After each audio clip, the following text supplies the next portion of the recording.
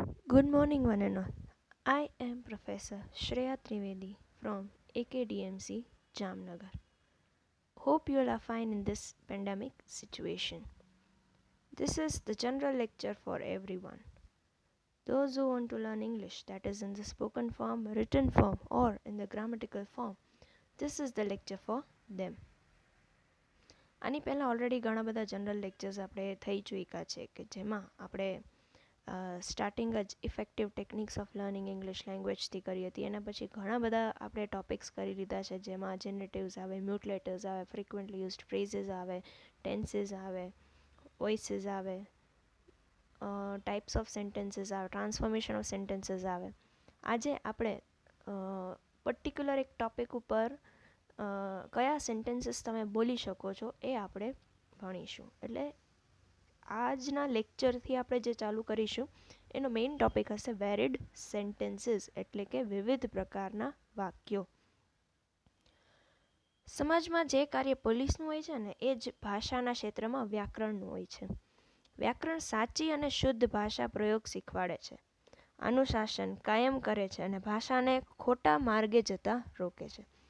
પહેલાં ભાષાનો વિકાસ થાય છે અને પછી વ્યાકરણનો વ્યાકરણ અર્થાત ભાષાના નિયમો અને અનુશાસનનું જ્ઞાન એક સમાજ સ્વીકૃત ભાષા પ્રયોગને માટે બહુ જરૂરી છે. પરંતુ માત્ર નિયમોને જાણી લેવાથી જ ભાષા આવડતી નથી. એના માટે વ્યવહારિક અભ્યાસની જરૂર હોય છે. વાક્યોને કેવી રીતે એકબીજાના રૂપોમાં રૂપાંતરિત કરી શકાય છે વગેરે. હવે આપણે આ જ્ઞાનના વ્યવહારિક રૂપ અને પ્રયોગની તરફ આવીએ છીએ. નિયમોનું જ્ઞાન તો એક સાધન છે, સાધ્ય નહીં.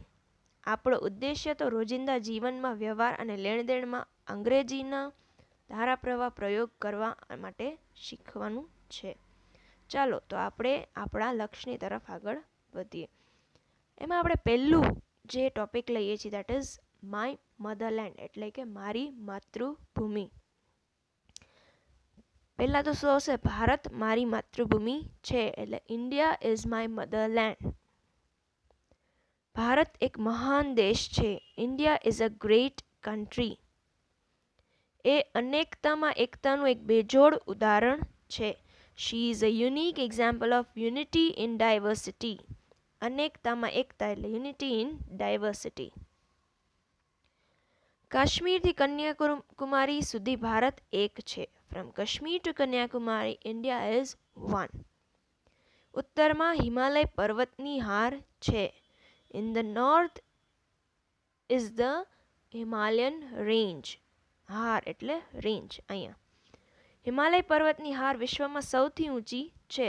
The Himalayas are the highest mountains in the world. Ganga, Sindhu અને બ્રહ્મપુત્ર હિમાલયથી નીકળતી પ્રમુખ નદીઓ છે. The Gangas, Hindus and the Brahmaputras are the main rivers coming from the Himalayas. બીજી કેટલીક નદીઓ પણ હિમાલયમાંથી નીકળે છે. Many other rivers also come from Himalayas.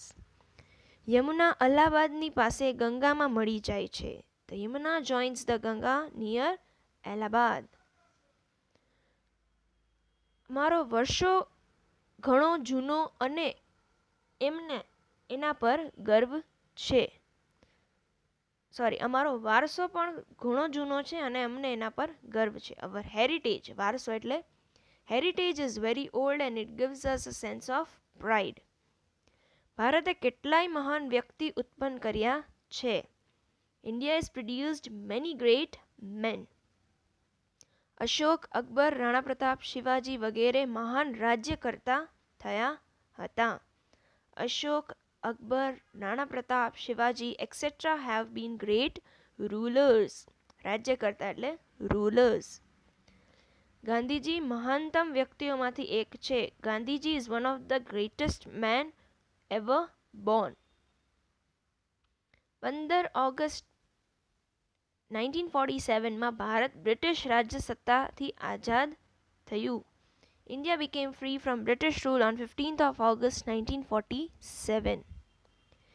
ઐતિહાસિક મહત્વના અનેક સ્થાન અને સ્મારક ત્યાં છે. There are many places and monuments of historical interest. અજંતાની ગુફાઓ પોતાની સુંદર કલા કારીગરી માટે પ્રસિદ્ધ છે. The Ajanta caves are famous for the beautiful paintings.